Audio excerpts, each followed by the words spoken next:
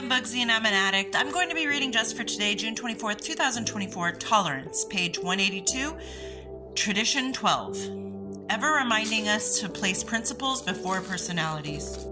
Sometimes it's hard to accept others' character defects. As we recover together, we not only listen to others talk in meetings, we also watch how they walk through their recovery. The more we get to know other members, the more we become aware of how they live their lives. We may form opinions about how they work their program. We may find that certain members upset us, or we may even hear ourselves say, if I worked their program, I would surely use. We have found tolerance to be a principle that not only strengthens our recovery, but also our relationships with individuals who are a source of irritation to us. It becomes easier to accept other members' frailties when we remember that we ourselves rarely turn over our own character defects until we become painfully aware of them. Just for today, I will strive to accept others as they are. I will not try to judge others. I will focus on the principles of love and acceptance. Once again, I have said it so many times that everybody's recovery is different. Some people do certain things that maybe you'll look at and be like, that's definitely not for me. And there'll be some things that people say and do and you're like, I think I do it better. But really, it's your recovery. It's their recovery. Let them recover their own way. If they're not out there using and relapsing every other day, let them do it if it's working for them. But then I want to go back to how the literature talks about tolerance, and I feel like the more that I have been in recovery, the more I have learned how to just kind of accept people how they are. Even if I don't get along with them, we don't click, I don't have to be everybody's cup of tea. And maybe not everybody likes tea. And I'm not going to change the recipe to suit you. I've said that before. I actually even said that in a video not too long ago. But that's fine. There's a difference between having to be best buds and stuff and tolerating and accepting and respecting somebody else, because maybe they don't like you either. That's fine. You don't have to like everybody, and everybody doesn't have to like you, but respect goes a long way. So if somebody is doing a program their way in their recovery for them and works for them, shut your mouth.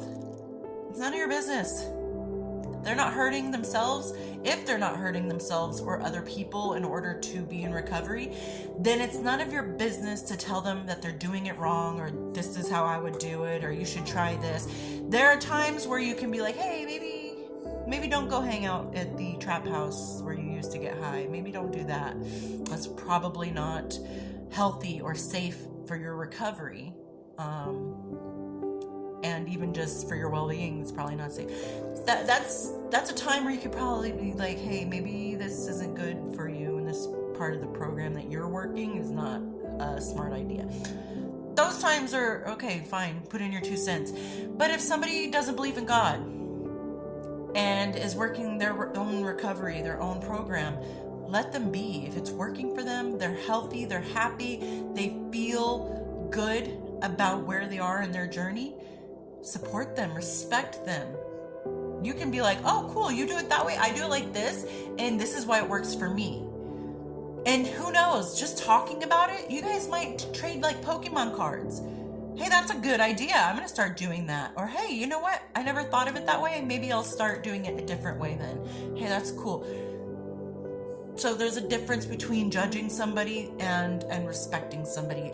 Obviously, there's a difference. Those are 2 different words, but with 2 different meanings. But respect people's space. Respect people's recovery. If they irritate you, don't hang out with them, but respect them when they're at the meeting talking. Respect them when they approach you and say, hey, I'm having this problem.